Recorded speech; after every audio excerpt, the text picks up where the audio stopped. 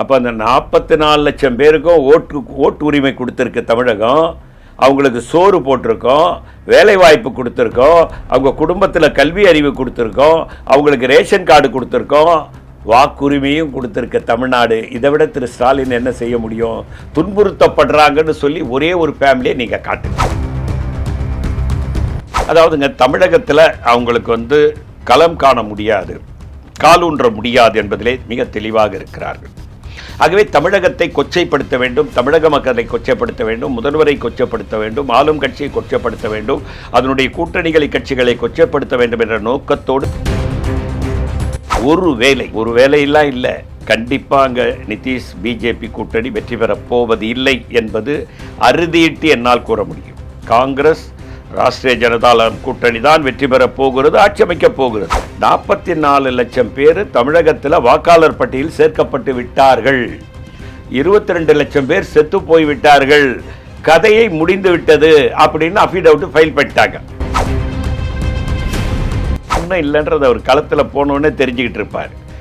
ஆகவே அவருக்கும் தெரியும், அதிமுகவும் ஒன்றும் இல்லை, நம்மளும் ஒன்றும் இல்லை, பூஜ்ஜியத்தில் நம்ம ராஜ்யத்தை ஆள போகிறோன்றது அவருக்கு தெரியும்.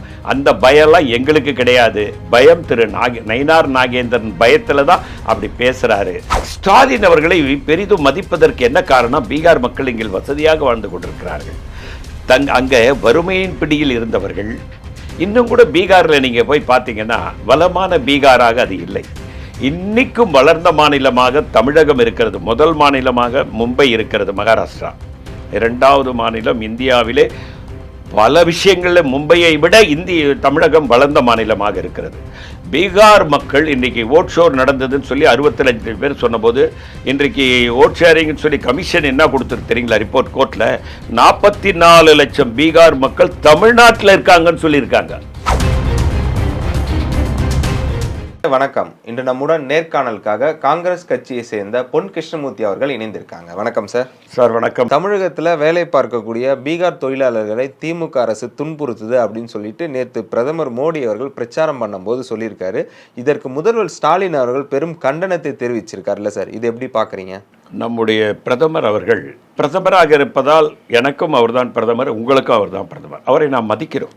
ஆனாலும் பல நேரங்களில் அவர் மிகப்பெரிய நடிகராக இருக்கிறார். நடிகர் திலகம் இருந்திருந்தால் மயங்கி விழுந்து சுருண்டு விழுந்து இறந்தே கூட போயிருப்பார் அவர் நடிப்பை பார்த்து. ஏனென்றால் மார்லன் பிராண்டோ சொன்னான், ஹாலிவுட்டிலே இந்த மனிதன் பிறந்திருந்தால் நாங்கள் அடையாளம் தெரியாமல் போயிருப்போம். ஏன்னா ஹாலிவுட்டினுடைய அடையாளமே மார்லன் பிராண்டோ தான். அவன் சொன்ன வார்த்தை, இந்த மனிதன் ஹாலிவுட்டில் பிறந்திருந்தான், அந்த மனிதனே மயங்கி விழுந்திருப்பான் என்றால், அவருடைய தாயை யாரோ ஒருவர் பேசினார் என்று அவர் என்ன சொன்னார்? நான் கடவுள் பிள்ளைன்னார், நான் மனிதருக்கு பிறக்கலைன்னார்.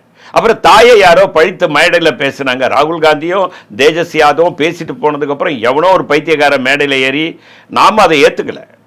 மோடியுடைய தாய்னா அவங்க நமக்கு தாய் தான். அவங்கள அசிங்கப்படுத்தினா அவங்க என்ன சட்டப்பிரகாரமான நடவடிக்கை கண்டிப்பாக எடுக்கணும். ஆனால் யாரோ ஒரு பைத்தியக்கார மேடையில் ஏறி பேசினதை வச்சு அழுதார் அவர். யாரோ ஒருத்தர் பேசிட்டு போனோம்னு சொல்லி அவர் கடந்து போகவில்லை. அழுது அதிலையாவது ஏதாவது முடியுமா வெற்றி பெற? அதே தான் இந்த கதை. இப்போ நான் என்ன கேட்குறேங்க, திமுகவை அங்கே இழுக்க வேண்டிய அவசியம் என்ன? திரு ஸ்டாலின் அவர்கள் அங்கே ராகுல் காந்தி போன பாத யாத்திரைக்கு ஓட் ஷோருக்கு போனார்.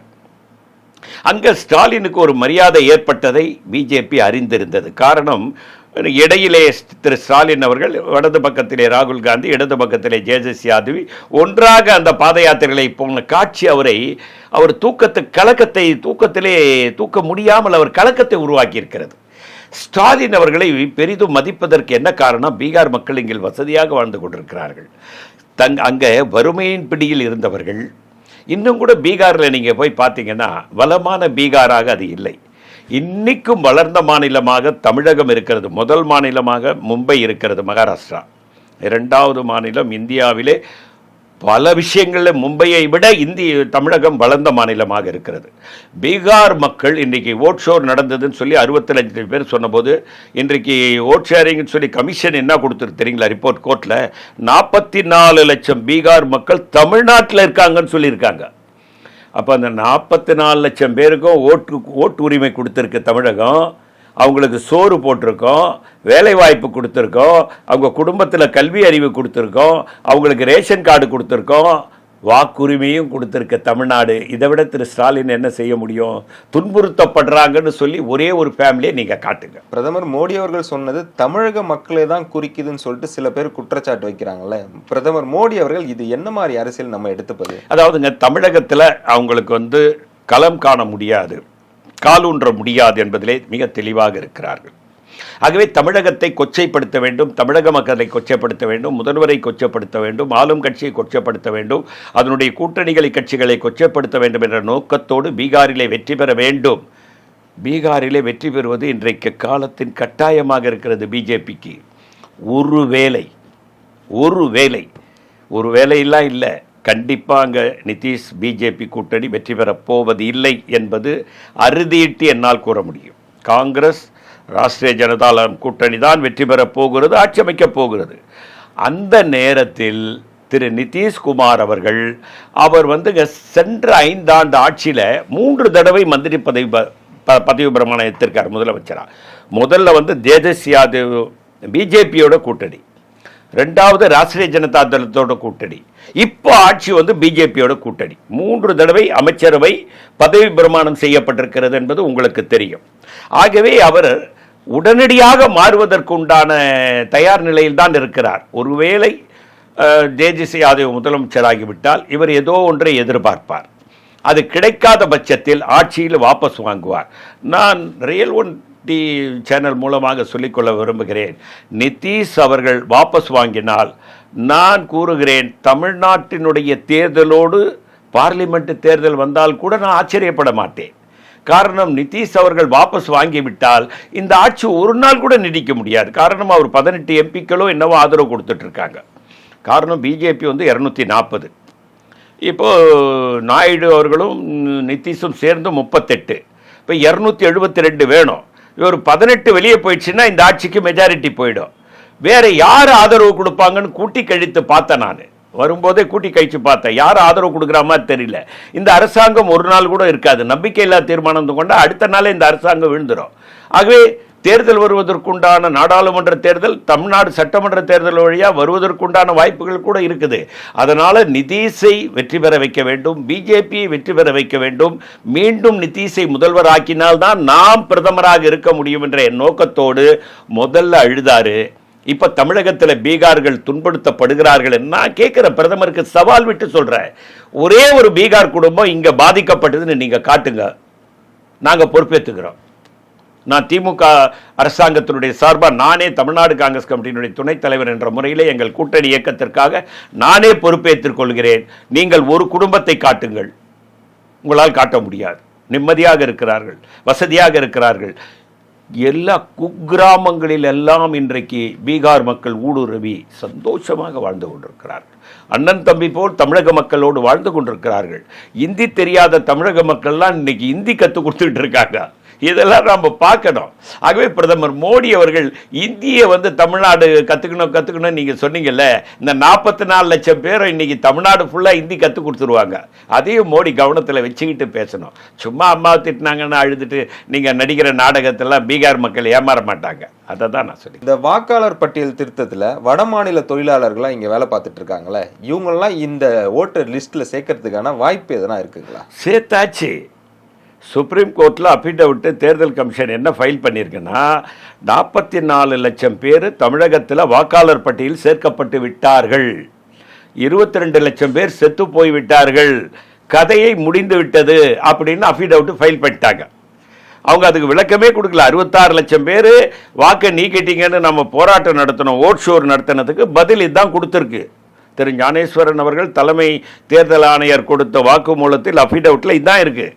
இந்த 44 லட்சம் பேரும் இங்கிருந்து வாக்காளர் பதிவேட்டில் அவர்கள் இருக்கிறார்கள், ஆகவே அவங்களை நீக்கிவிட்டோம் என்று சொன்ன காரணத்தினால் அவர்கள் இங்கே வாக்காளர்களாக சேர்க்கப்பட்டிருக்கிறார்கள் என்பதை தேர்தல் கமிஷனே உறுதி செய்திருக்கிறது.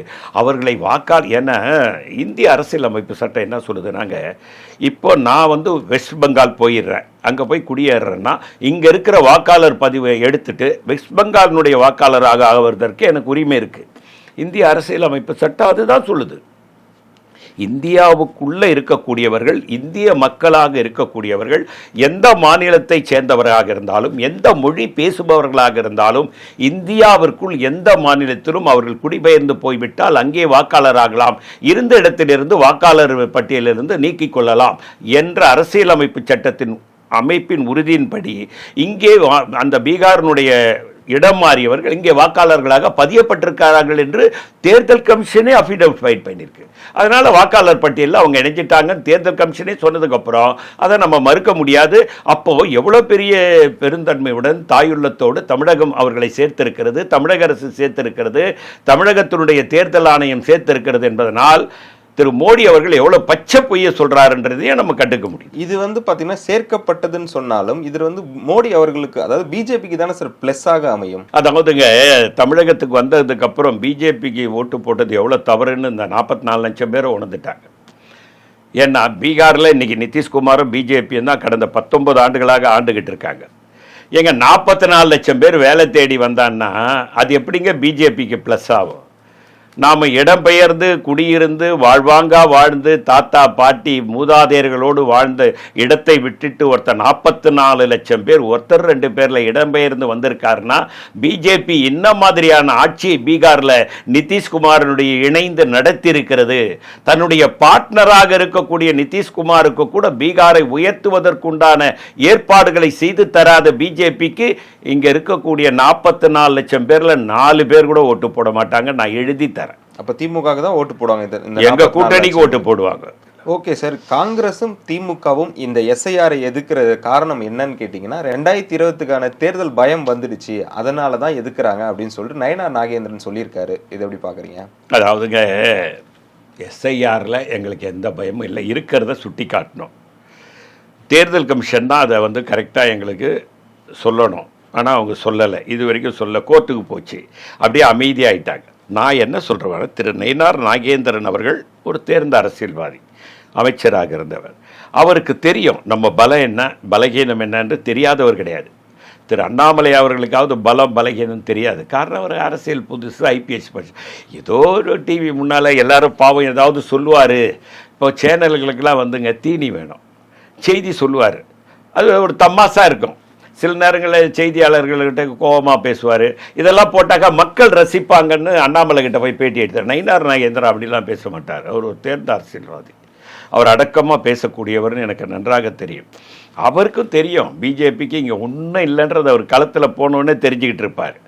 ஆகவே அவருக்கும் தெரியும் அதிமுகவும் ஒன்றும் இல்லை, நம்மளும் ஒன்றும் இல்லை, பூஜ்ஜியத்தில் நம்ம ராஜ்யத்தை ஆள போகிறோன்றது அவருக்கு தெரியும். அந்த பயம்லாம் எங்களுக்கு கிடையாது. பயம் திரு நயினார் நாகேந்திரன் பயத்தில் தான் அப்படி பேசுகிறாரு. ஆகவே அதை பார்த்து நாங்கள் பயப்பட வேண்டிய அவசியமில்லை. தமிழக மக்கள் மீண்டும் எங்களுக்குத்தான் வாக்களிக்கப் போகிறார்கள். திரு பன்னீர்செல்வம் அவர்கள் சொன்னதைப் போல எதிர்க்கட்சிகள் துண்டு துண்டாக தூள் தூளாக சிதறி போயிருக்கிற இந்த காலகட்டத்தில் சோதாக திராவிட முன்னேற்ற கழகத்தை தான் மக்கள் ஆதரிப்பார்கள். அது இல்லாமல் இன்றைய திராவிட முன்னேற்ற கழக கட்சி திரு ஸ்டாலின் அவர்கள் தலைமையில் பல நல திட்டங்களை வழங்கியிருக்கிறது. ஆகவே மக்கள் எங்கள் பக்கம்தான் இருக்கிறார்கள், நாங்கள் தான் வெற்றி பெறப் போகிறோம். கள நிலவரம் தெரிந்துதான் திரு நயினார் நாகேந்திரன் அவர்கள் தெளிவாக சொல்லியிருக்கிறார். இருந்தாலும் கீழே விழுந்தாலும் மீசையில் மண் ஓட்டவில்லை என்ற கதையாகத்தான் பாவம் அவர் பேசிக் கொண்டிருக்கிறார். கள நிலவரம் அவருக்கு தெரியும். தொடர்ந்து பேசுவோம் சார். எங்களோடு இணைந்து பல்வேறு எக்ஸ்க்ளூசிவான தகவலை பயந்ததற்கு மிக்க நன்றி. வணக்கம், நன்றி.